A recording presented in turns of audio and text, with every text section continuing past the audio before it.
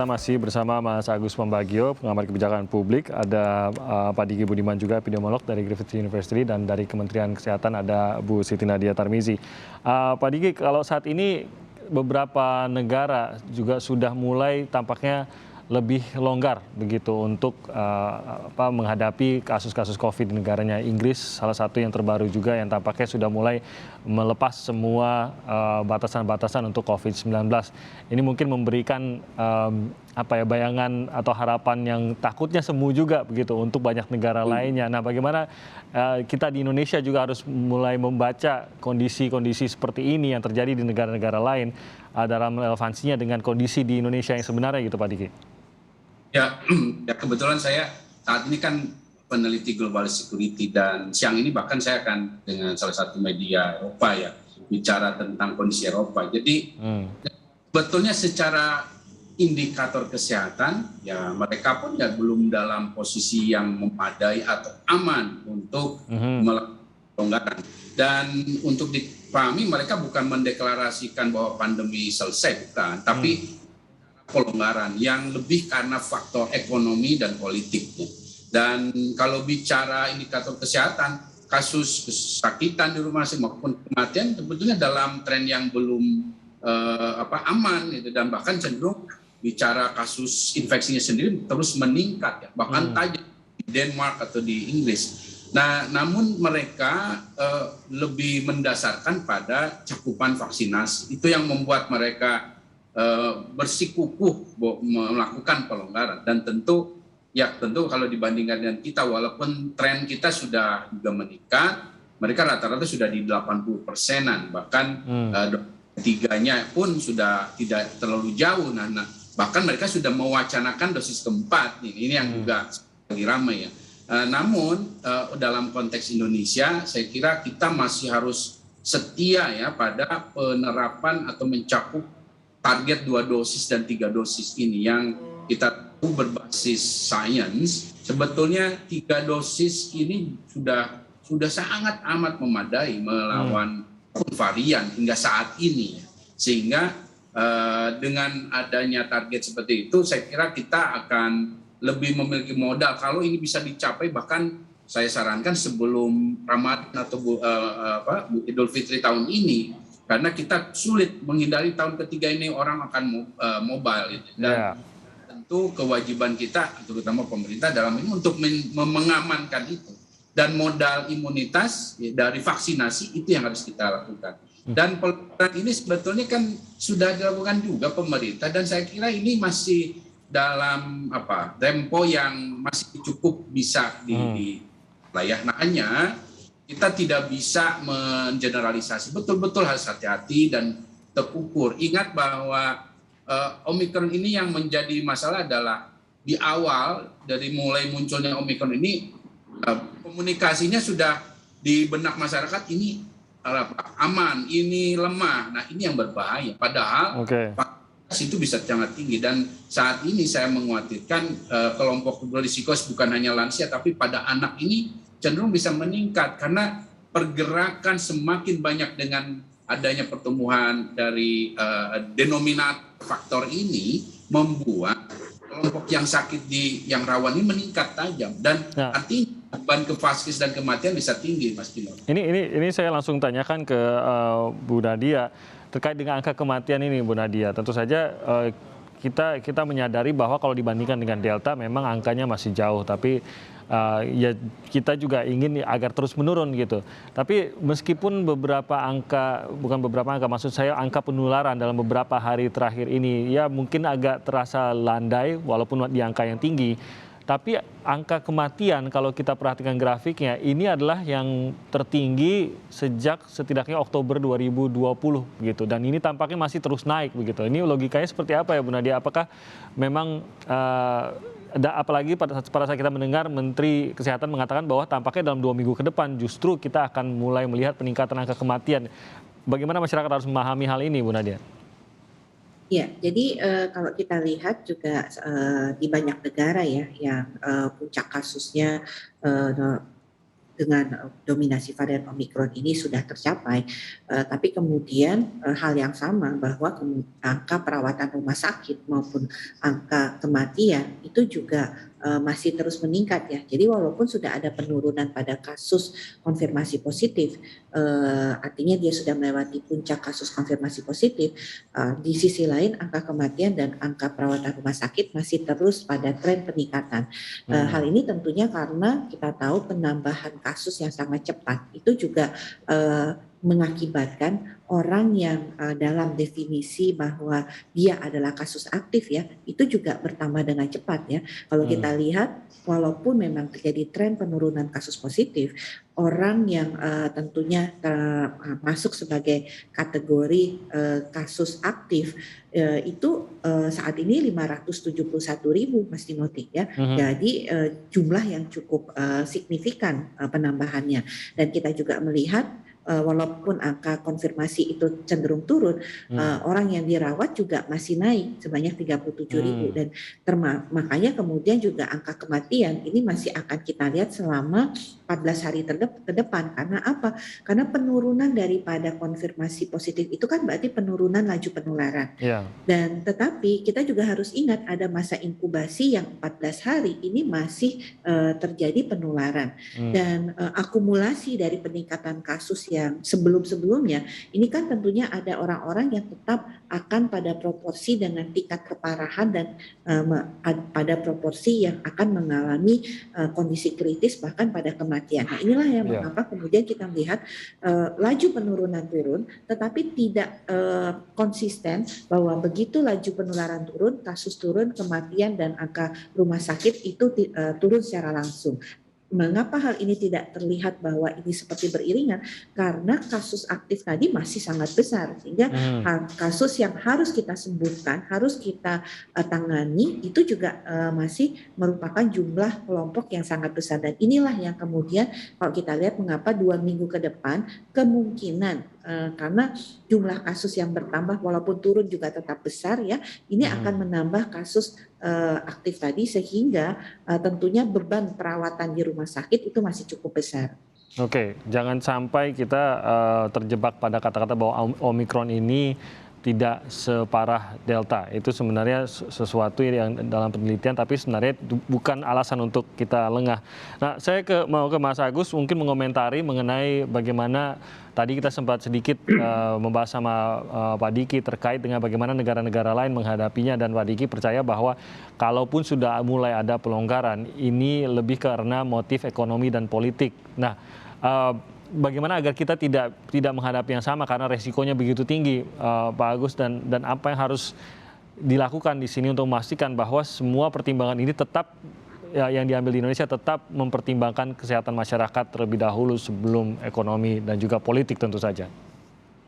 Iya, itu betul sekali. Kalau kita perhatikan negara-negara yang sudah membebaskan itu biasanya mempunyai industri farmasi cukup besar, ya, raja farmasi dunia lah, termasuk Commonwealth-nya. Nah, jadi kalau itu ada persoalan lagi, mereka mudah sekali. Kalau kita kan harus beli.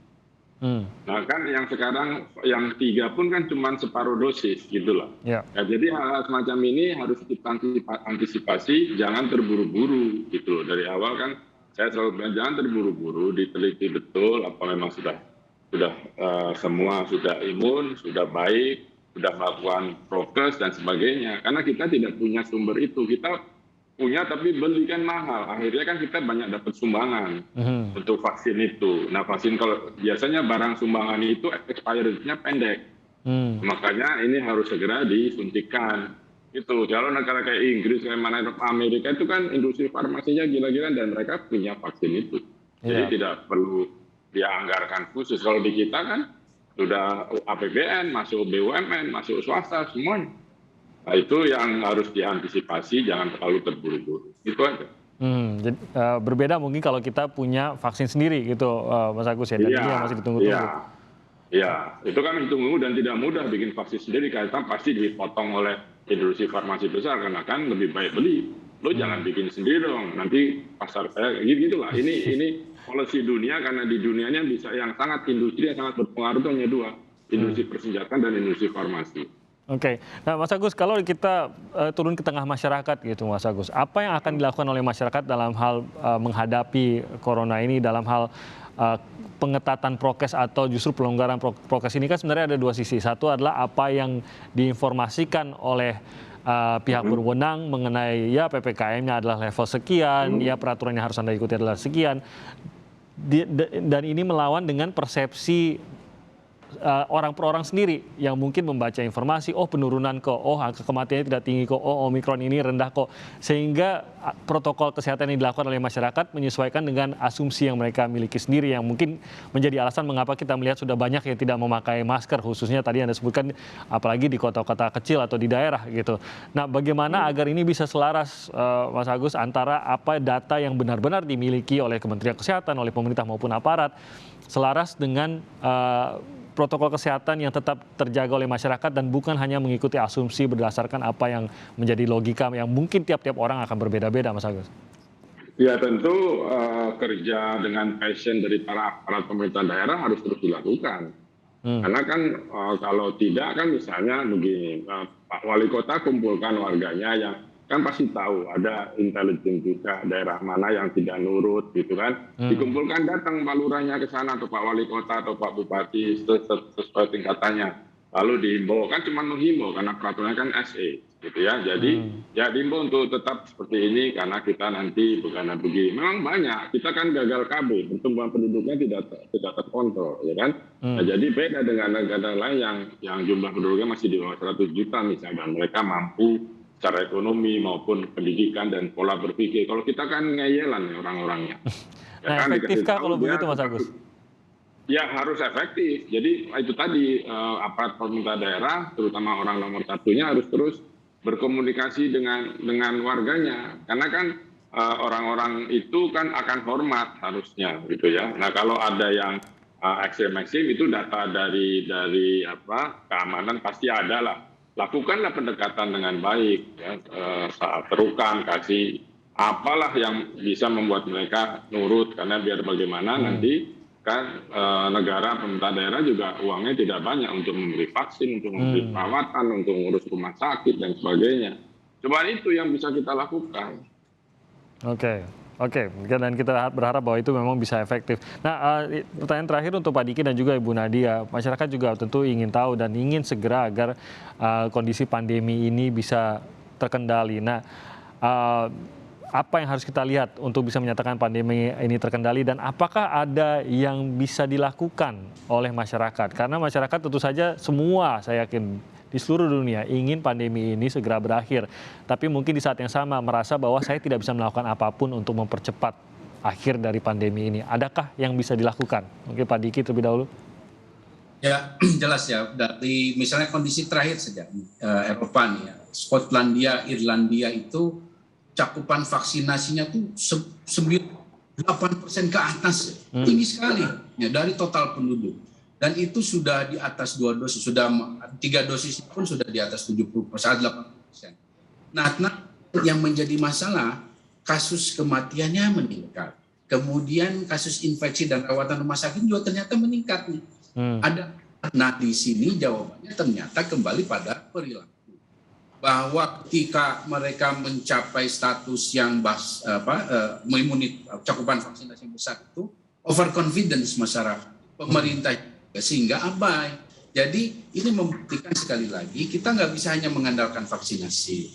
Kita harus terus menjaga 5M ini, 3T-nya juga. Ya tentu ya makin ke sana itu akan semakin tidak terlalu ketat memang. Itu memang itu. Tapi tetap nggak bisa lepas sampai ini dinyatakan atau dicabut status emergensinya. Nah ini sekali lagi memberi pesan pada masyarakat ya, masker harus terus dan hanya 5M lah harus terus dijaga. Dan itu berdampak gitu Pak Diki ya, bukan hanya pada diri sendiri ya.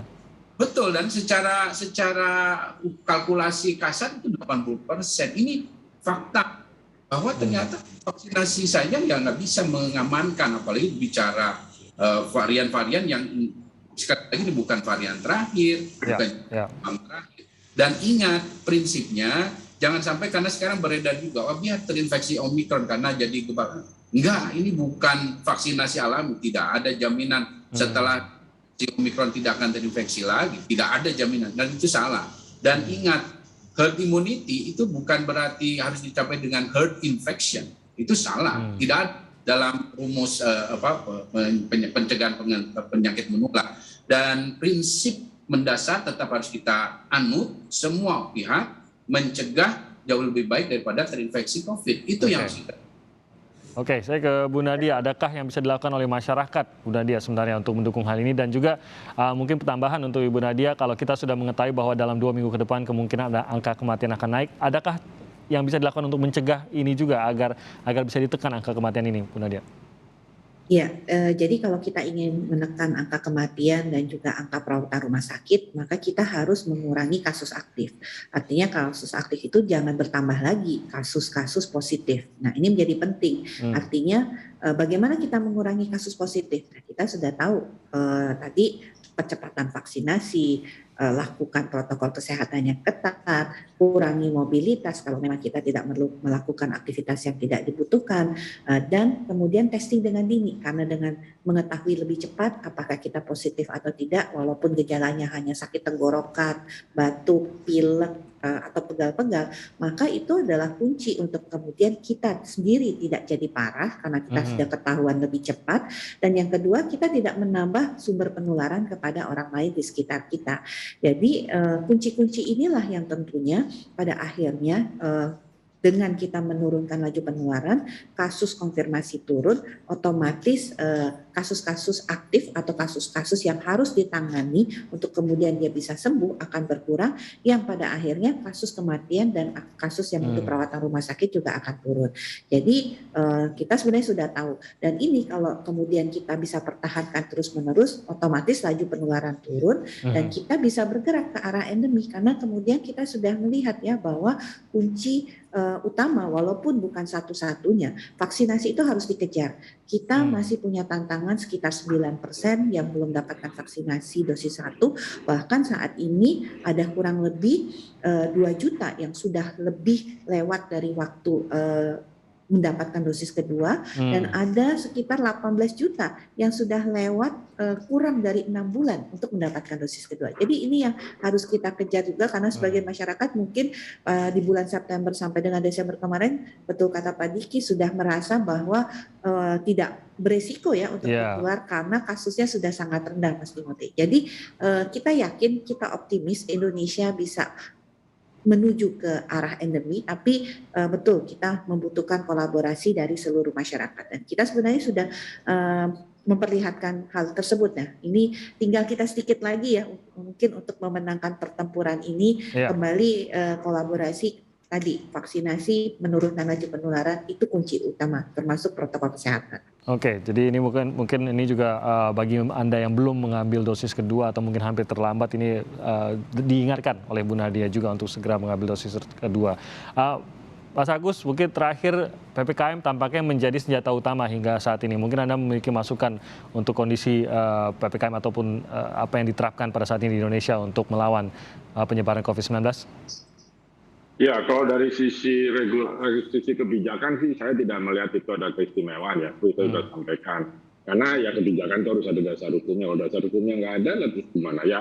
Silakan saja, ini kan pemerintah yang menetapkan. Tetapi kalau dari sudut pandang kebijakan, efektivitasnya tidak bisa diharapkan, karena kebijakan itu kalau dijalankan harus ada sanksinya. Kalau tidak ada ya bagaimana?